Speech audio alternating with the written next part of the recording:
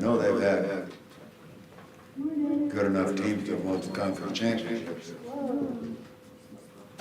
Yeah, you know, when they like in the early 90s, they got into, what's it, the Dairyland Conference they call it?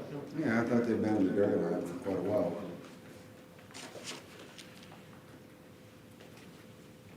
All right, well, this is all of us, I guess. We are moving on to 1 Peter chapter 3. I didn't get these ones stapled.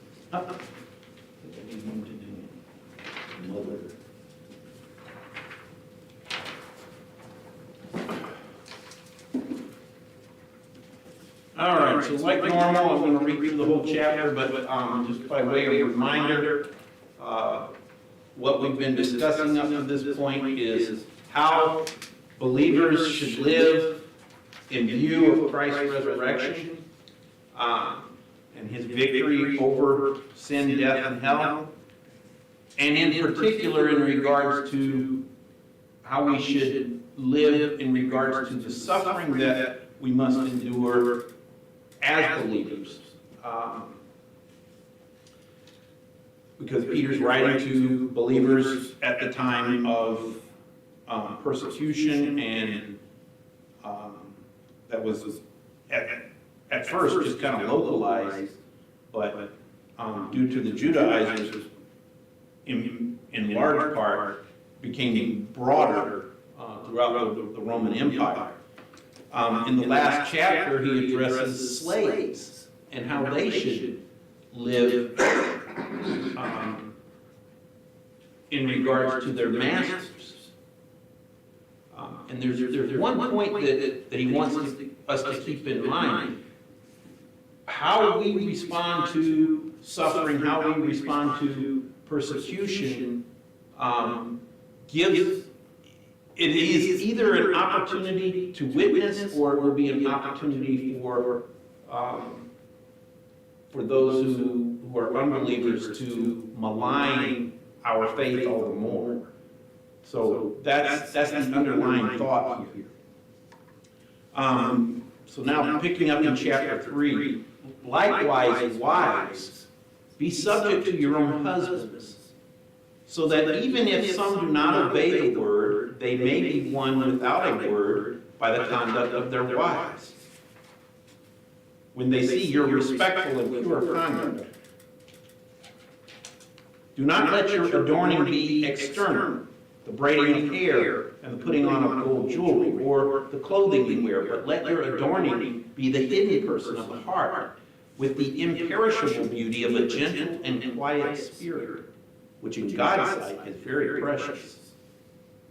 For this is how the holy women who hoped in God used to adorn themselves, by submitting to their own husbands.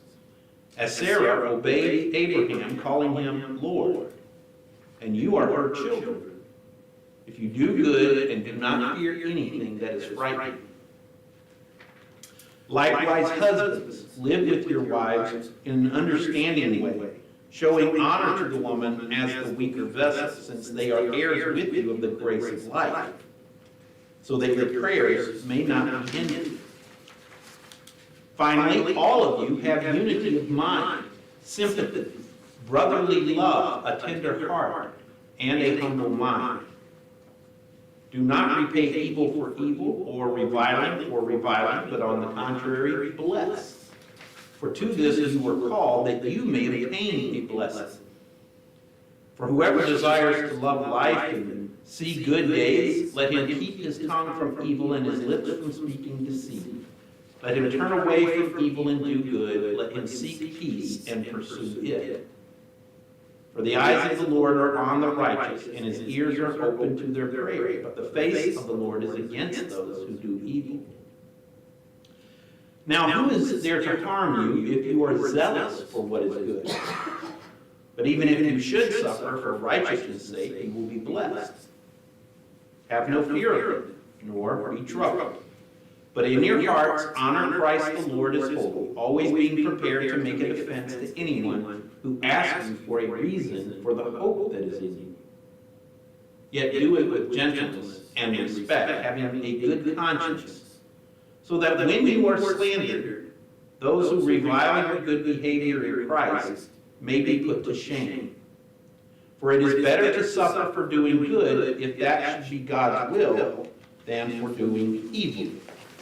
For Christ also suffered once for sins, the righteous for the unrighteous, that he might bring us to God, being put to death in the flesh, but made alive in the Spirit, in which he went and proclaimed to the spirits in prison, because they formerly did not obey, when God's patience waited in the days of Noah, while the ark was being prepared, in which a few, that is, 8 persons, were brought safely through water. Baptism, which corresponds to this, now saves you, not as a removal of dirt from the body, but as an appeal to God for a good conscience, through the resurrection of Jesus Christ, who has gone into heaven and is at the right hand of God, with angels, authorities, and powers, having been subjected to him. Get buzzing on my phone. Somebody's sending me a message.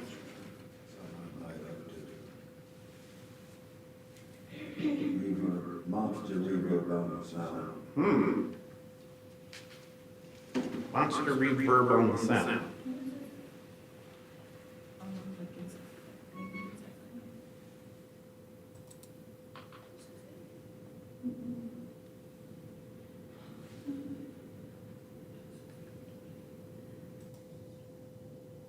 Testing 1, 2, 3. Is that better, Chuck? Please give me a response. Testing 1, 2, 3. Oh, I gotta wait 20 seconds.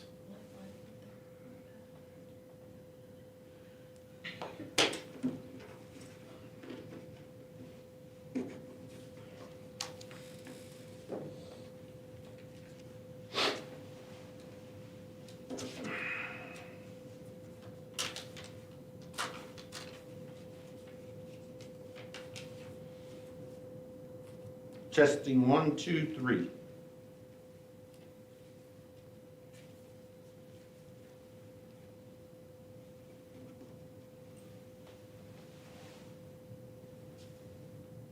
Yes. Okay, great. So now we can go on.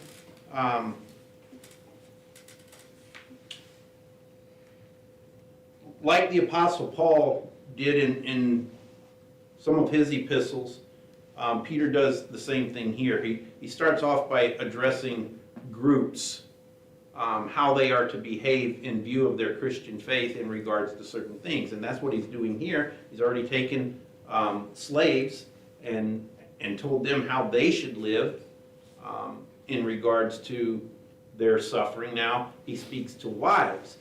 And recall to whom Peter wrote this epistle. Believers, right?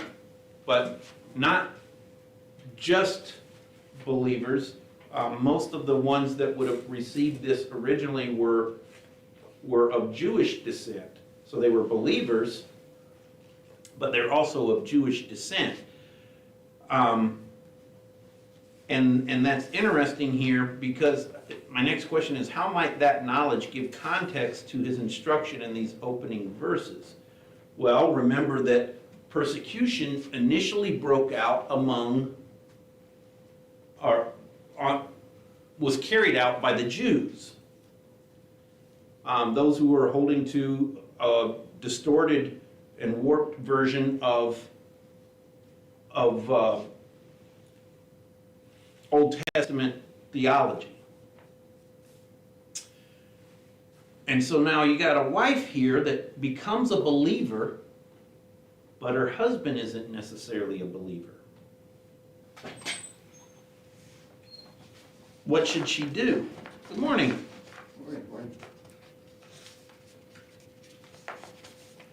Now, that seems like an obvious answer, but maybe not so obvious at the time.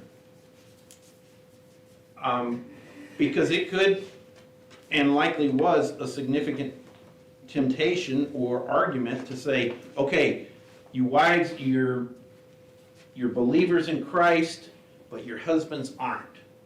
And they're part of this group that wants to persecute Christians. And so your husband may be wanting to persecute you, so you don't have to endure that. Just get away from it. But Peter says, no, that's not quite right. Be subject to your own husbands.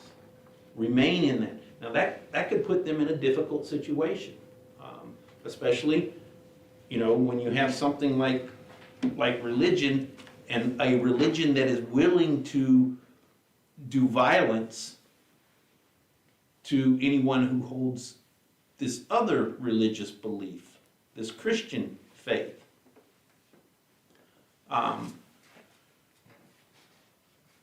And Peter says, be subject to your own husbands, so that if some do not obey the word, that word obey there is, again, it's not obedience here, or the Greek word is not obedience as in do the thing that is demanded of you. It is subject yourself, submit to it. So even if they do not submit to the word, they may be won without a word by the conduct of their wives. So these Christian wives have an opportunity to share the message of the gospel even without being able to speak it by the way they behave with their husbands in the hopes that they might be won. And that may sound like, oh, that's such a silly thing. But, from my family history, there certainly is an example of that, and what a joyful thing it is. When over time, someone who is abusive or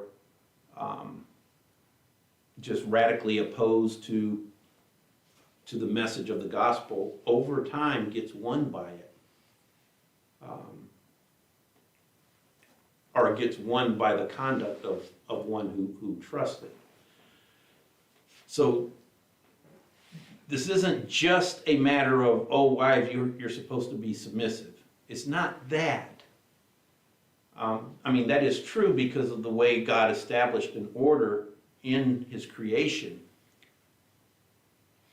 But there's always a purpose. And here, when it comes to Christians, Christian wives should take into account how their conduct, how they behave and approach life in general, and specifically life under the headship of their husband, what kind of effect that has on their husbands and on the world in general.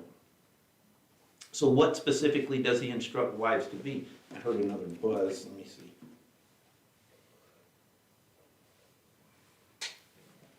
Did you get one, Mark?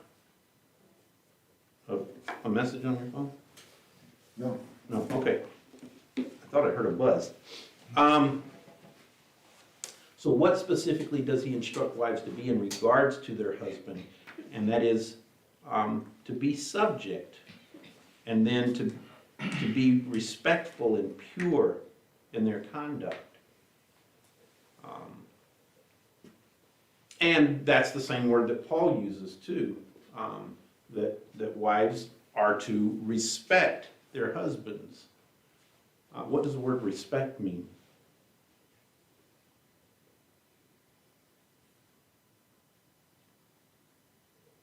Respect. We all know what it is, right? Well, it's a mental attitude of recognizing authority. That's what respect is. An attitude of recognizing authority. And we all have to do that. But because of sin, that's a thing that women, especially in marriage, it's a temptation for them not to do it. Well, why? It's easy to see why, because the people they're married to are jerks and as ignorant about reality as they are. So why should I? You know, I got a dummy here that's just as dumb as I am, and I'm supposed to somehow submit to him? And God says, yes, but there's a reason for it. And then you can grow together in that relationship. If there isn't that, then the relationship becomes precisely what we see in the world today. When that attitude is missing, what you end up with is a lot of broken homes and a lot of broken families. That's on the surface. Going deeper, that brokenness that takes place in the home and in the family affects people's attitude toward more important things, such as true religion and the true faith and truth in general. I mean, right? Everybody nowadays gets to have their own truth. Well, where's that come from? It didn't just pop up out of nowhere. It pops up out of not having any kind of a consistency in the most important, most fundamental human-to-human relationship, and that is marriage. How does the possible unbelief of a husband affect this instruction? Well, again, tie it back to the situation as it was at that time, where you very easily could have had a husband that became abusive to you because of your faith, because you've abandoned this law-based, we're better than everybody else religion, when the wife has this gospel-based, we only have righteousness through Christ faith. And that being the case, he could easily become at least verbally abusive. How could you get duped by such nonsense? But could become physically abusive too. Yes. Also if he is unbeliever, he may be asking her to do something that's against God's will. Right. And so then you would be. And maybe even insisting on it, right? Right. What should she do? God's will. Well, right. So if it's between God's will and her husband's will, then you got to do God's will. But there could be a lot of things that go along with that wouldn't necessarily be against God's will. For example, almost right away in the New Testament era, after Pentecost, Christians started worshiping on Sundays. But every Jew knew that it's the Sabbath day that you had to worship on and do no work. Now, a Christian could very well say, okay, I'm done with the Sabbath altogether. But if a believing wife had an unbelieving Jewish husband, and he still insisted, you're not going to do anything on the Sabbath day, we're going to go to the synagogue, is that against God's will? And the answer is no. She could have still tagged along with her husband as he demanded. Even though, yes, it's oppressive. Now, we see that kind of carry over today. A lot of wives feel like it's necessary for them to switch their church because their husband wants to go to another church after they get married. I don't think that's on the same line, because one is abandoning, what you know to be the truth for what you know to be untrue. And yet, we can't bind consciences. I don't go down that road, but I don't think that fits under this category. I think that situation, especially young ladies coming out of a church like the CLC that has very specific confessions of what the truth is, say in regards to like what is mentioned here at the end of chapter 3, baptism. It would be wrong for a Christian woman to abandon a church that upholds what Scripture teaches truly about baptism in order to adopt and even raise children to believe a lie about baptism. That would be a case of we ought to obey God rather than men. But still remain with your husband in submissiveness. And that is a struggle, no doubt about it. But it's still true nonetheless. Now from there, Peter goes into a conversation about beauty. And he says in verse 3, do not let your adorning be external, the braiding of hair and the putting on of gold jewelry or the clothing you wear. Now, it sounds like a command there. In the Greek, the grammar is a little bit different.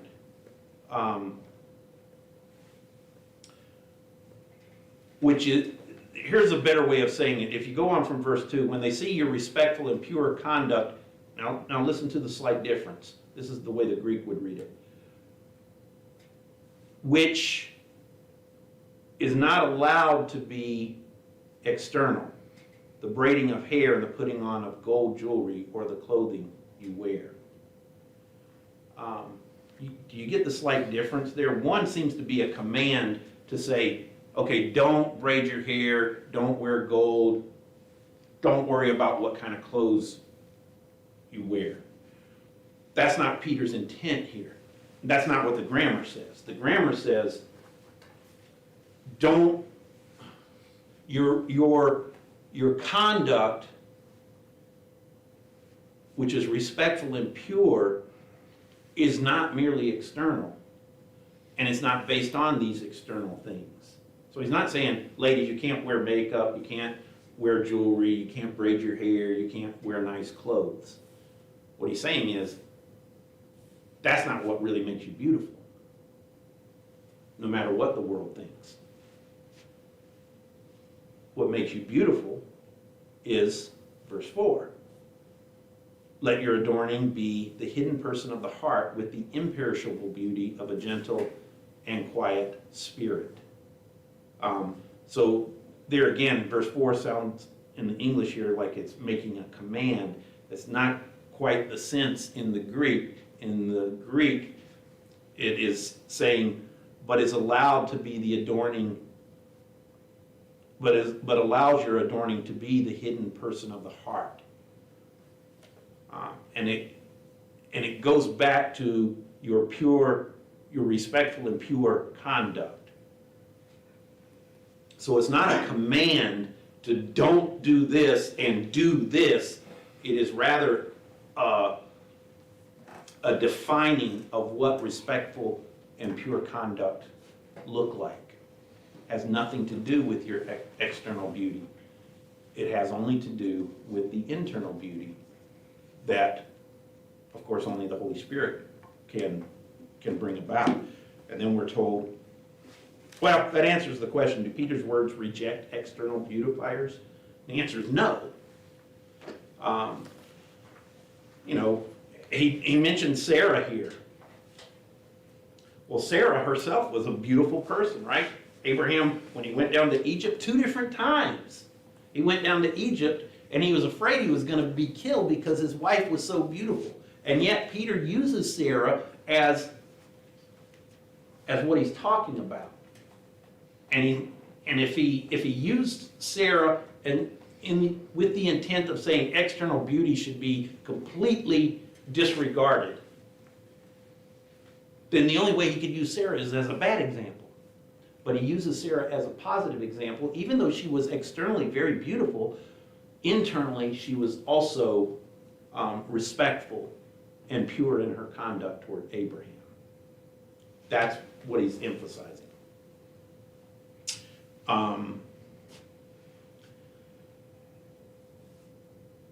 How is the internal adorning viewed by God? I've kind of covered most of those. Well, it's precious in His sight.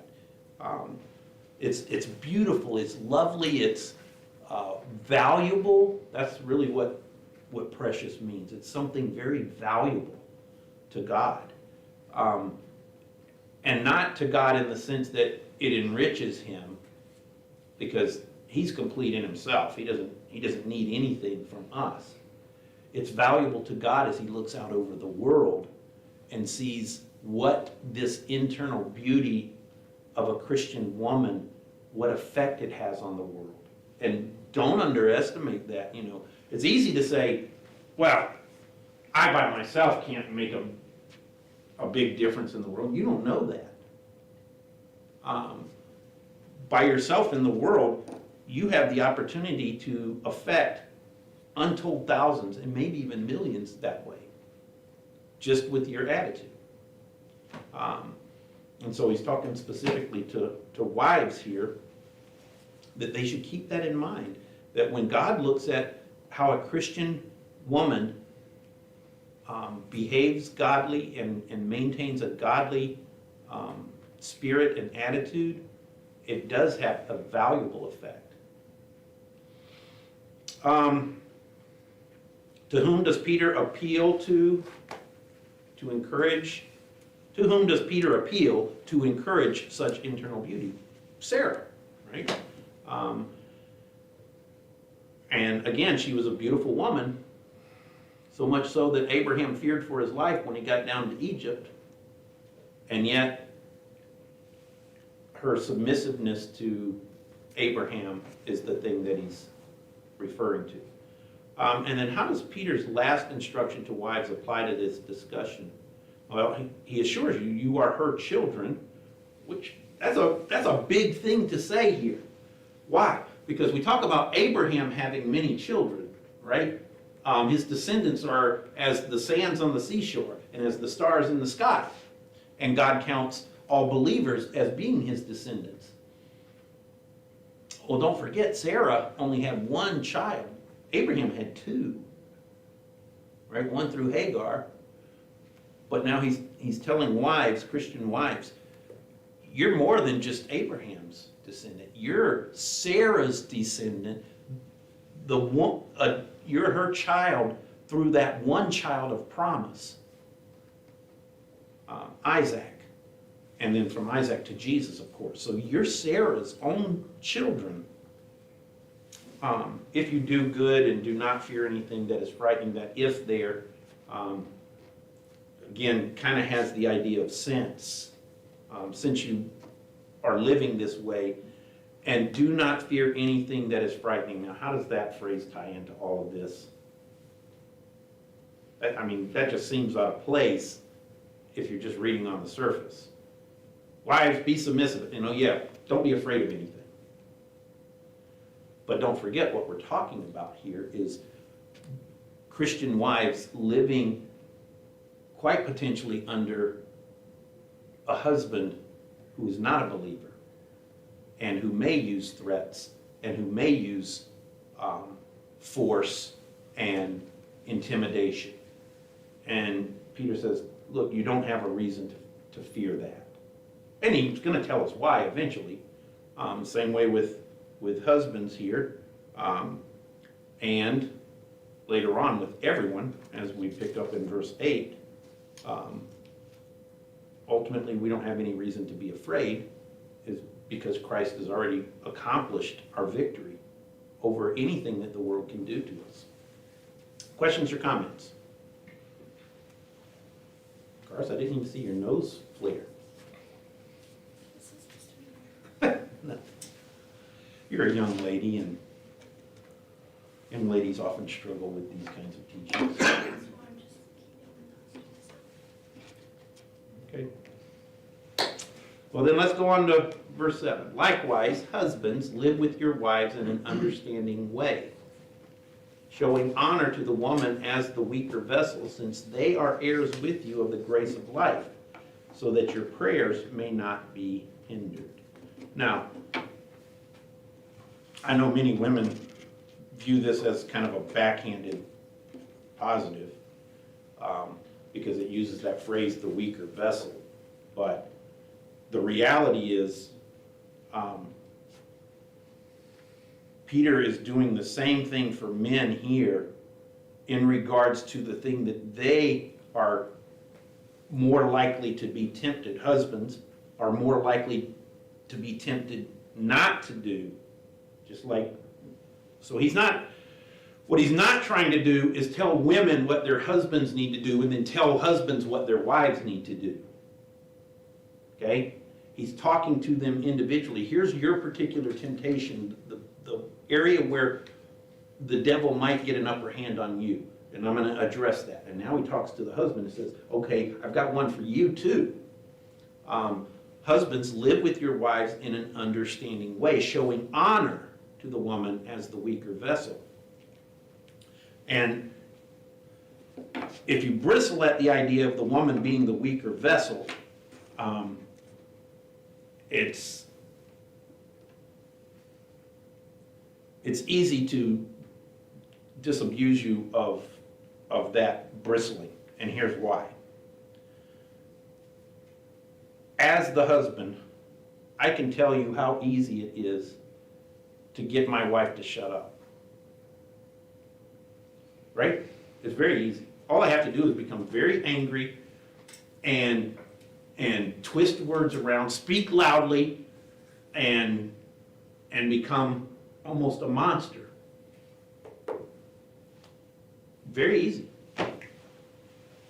A wife will be intimidated by that, will be at least made to say, I'm going to keep my thoughts to myself for right now until this guy calms I'm going down. to disagree with that one. How so? Because not everybody has a understanding and following wife. I don't think that in most of what I've seen, if you bark, they're going to bark back. I'll second that. Okay, I think you have a lovely wife, a lovely mother, and I think that's why. Exactly. But I don't think that's I won't agree with that. It does not apply to every situation. right. So I didn't mean to make that universal, but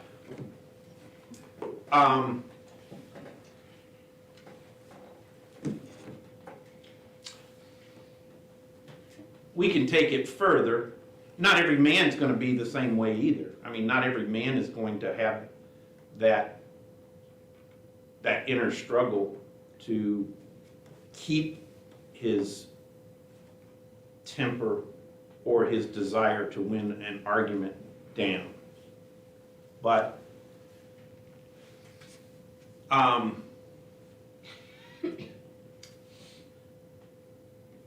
it still doesn't mean that the preponderance of it demonstrates that a man could easily be the one to abuse his wife, more easily be the one to abuse his wife.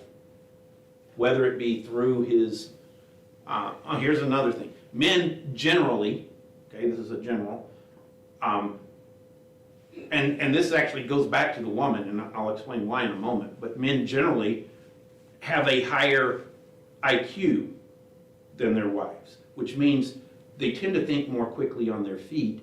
They tend to more easily try to destroy an argument that the wife might bring up, that have that ability, and with their quick wit, make it seem like the wife is completely wrong.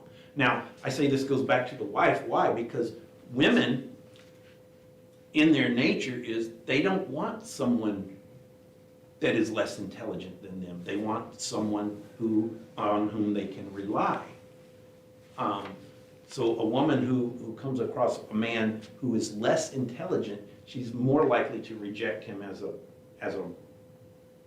basis for a relationship. So the woman makes the choice of a man who's at least a little bit smarter than she is.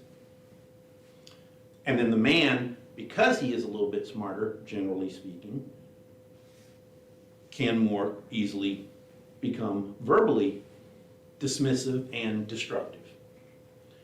And again, this is general. Physically, there's another one. Men are generally physically stronger than women. So we have three things that are in our favor. You can probably think of more. Yes. Emotionally. Emotionally. Women are geared more emotionally, where men can most men cannot have that and see through something, where us as women go on the emotional side. Not everyone does. Not everyone. Again, it's a general truth that men don't tend to be affected by emotional arguments, whereas women are, and that's not a weakness. I mean, it is a weakness when you take into account sin, but when you take into account the way God created you, there's something to women being able to think emotionally, to be captivated by emotional arguments in their brain. And it's not that women aren't rational or aren't logical, it's that they have two competing things, whereas men generally only have one. It's not that men aren't emotional at all, it's just it's so much lower on their approach to life scale. The men generally are going to take okay, what's the logical thing here? So that's not a weakness except through sin, right? And ultimately, one of my favorite psychologists, if you've heard of him, Jordan Peterson, he makes a really good point about, and I think this is where the balance to all of this is. Just like a wife wants a husband that is not just going to be a wimp and a pushover and a weakling and always fearful.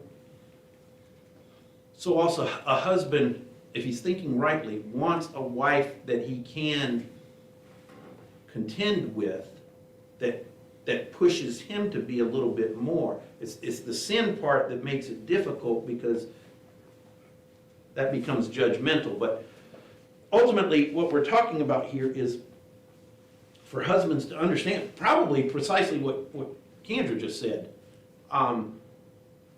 It does make a woman weaker in this relationship, not weaker in overall humanity, but in this relationship, that she has to contend with her emotional side more heavily than the man does. A woman can be made more easily to feel worthless and unnecessary than a man can, I think. Did you say that's true? I mean, all I have to do is find some little item to pick on you about, and that kind of affects your psyche, right? And it does affect a guy's psyche too, but not to the same extent, I don't think. Now, where it happens for guys is when two guys are really cutting on each other. Now you've got something. It's not that a woman can't do it, don't get me wrong. It's just women are more easily affected by such things. There's a whole psychology to this, and I didn't mean to get deep into the psychology. The simple thing is that husbands, instead of being masters over their wives, ought to consider them, as he says here, heirs with you of the grace of life. So think about this person that you're attached to for life as being someone that, while not in marriage, you will still be spending eternity with. And it's someone that was redeemed every bit as much as you were, and if you are honest, you probably know more things wrong about yourself than you do your wife. Vastly so. And so, in that sense, you can say, it actually took a little bit more to redeem me than it did her. So,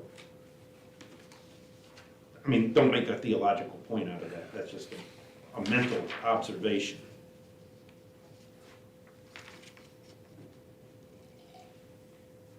what is the result when husbands treat their wives according to God's design? He says, so that your prayers may not be hindered. The implication then is you have access to God in prayer as you live a godly life according to God's design.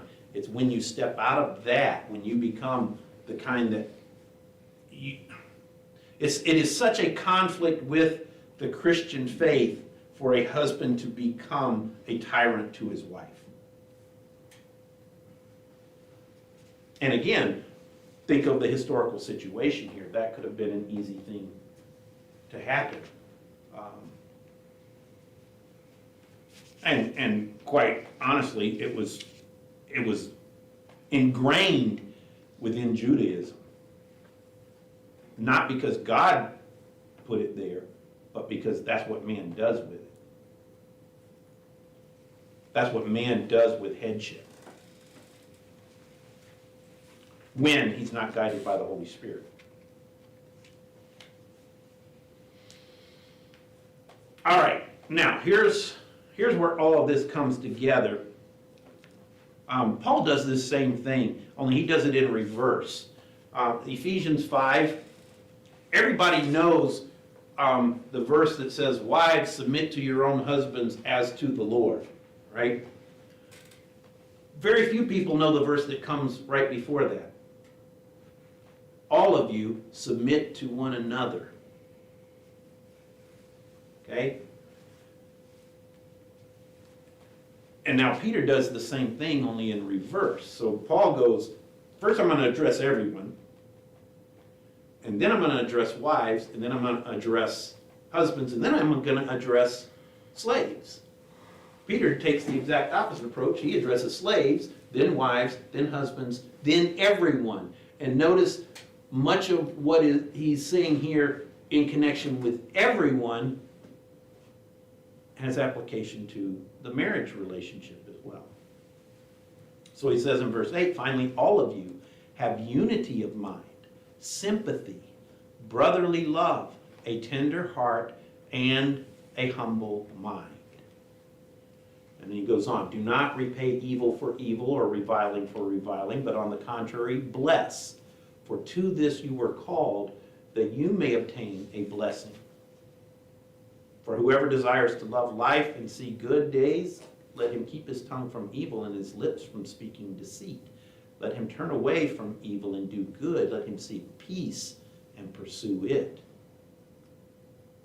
So how should all Christians behave toward one another? And by all Christians, he's including husbands and wives, and slaves and masters. So have unity of mind. Okay?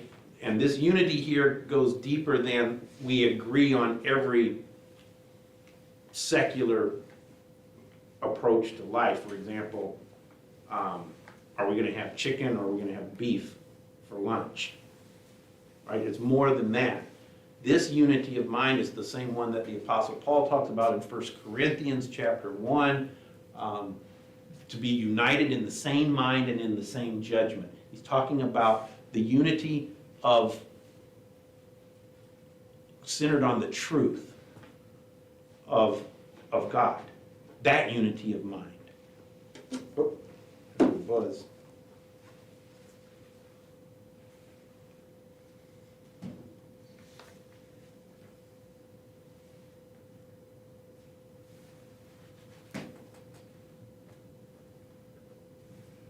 Yeah. Chuck says, two should become one flesh, both bring gifts to the marriage, God's gifts. And that's true, both bring gifts. The converse of that is both bring their own particular temptations too, their own particular weaknesses. So that's a good observation, Chuck.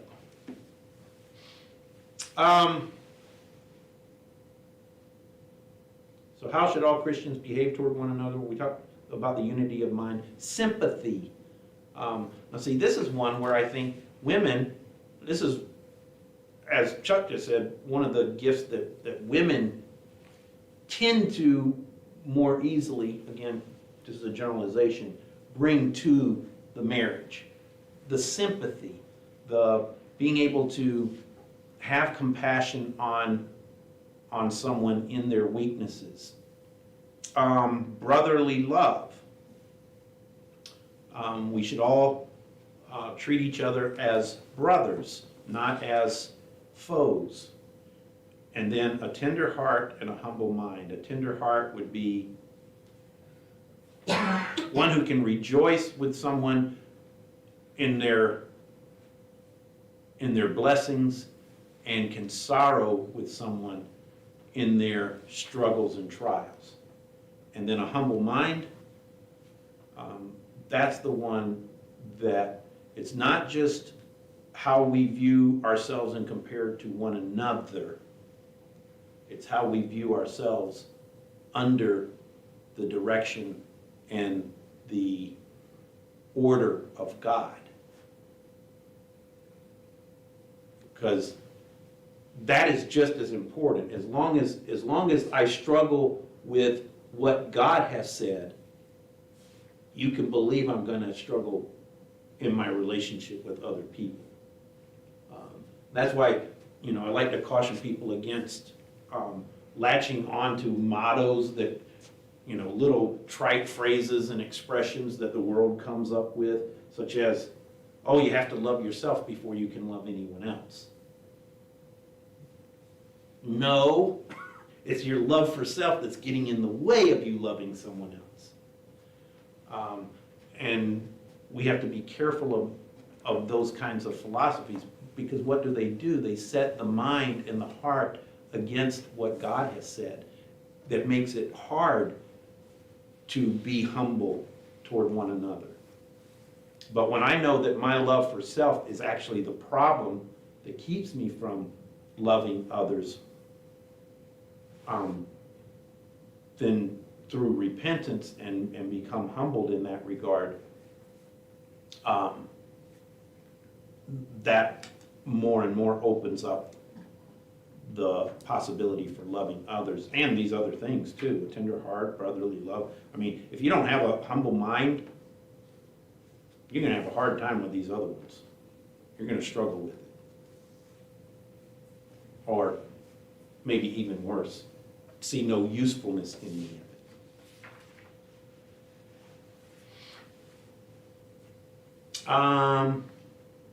What is the result of such godly attitudes and actions? He says that you may obtain a blessing.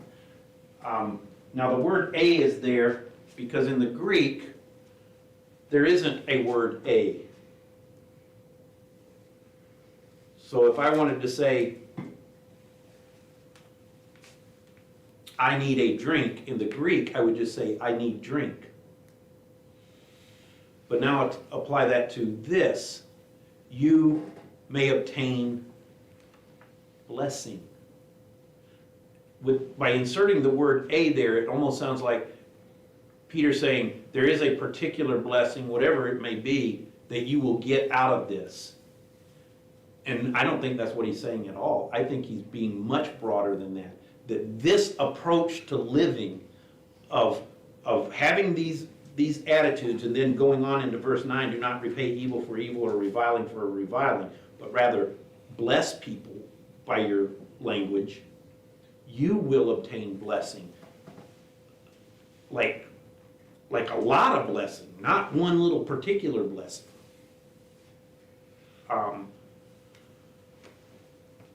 And again, it's a general truth that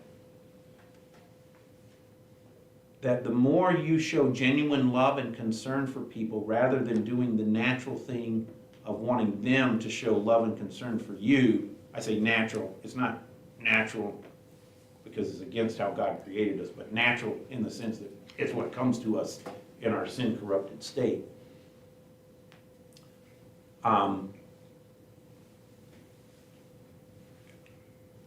When you have this genuine concern and love and humility, even though you will still be persecuted for being that kind of person, you will also find that the number of people who are to whom you have become endeared, who trust you and come to you for good counsel will increase. And that's a blessing. It means you have truer and more friends in sincerity, even though they each have their own struggles. And that's a blessing. You should never count it as a curse that people come to you for help. Whoever they may be, whatever problems they may have. It just means that you're doing this. You're not repaying evil for evil or reviling for reviling. What is reviling, by the way? Evil for evil, okay, that's something bad don't do something bad because somebody did something bad to you, right? It's the opposite of he hit me first. But what is reviling for reviling? What does the word reviling mean? I'm gonna stop here because we're getting close to church. Is that more of like a grudge? No, it's using your words to inflict as much damage as you can. Stirring things up and tearing them down. Aimed at a person. That's what reviling is. So, you don't have to do something just because somebody did something to you, and you certainly don't have to say something destructive because somebody said something destructive to you. Because you know which way that goes, right? I mean, siblings do this all the time in joking ways, sometimes in real ways. It's the opposite of he hit me first. It's, you said something nasty to me, now watch me come up with something even nastier against you. And then what happens? Then that person comes up with something even nastier. My good friend, when I was in grade school, my next door neighbor, boy, we came up with some really good expressions that were meant to cut each other. And they just kept devolving worse and worse and worse. We meant it jokingly, but it wasn't exactly an endearing thing for him to call me a Moss Creek heifer. It was joking around, but I had to come up with something better. You green teeth bum. And you just keep. But what he's talking about is the real intent on doing somebody harm. That reviling gets worse and worse and worse, and it just destroys relationships. And as he says elsewhere, which we'll get to eventually, a little spark can start a huge fire or a huge forest on fire, and the tongue does much worse than that. All right, we'll stop there.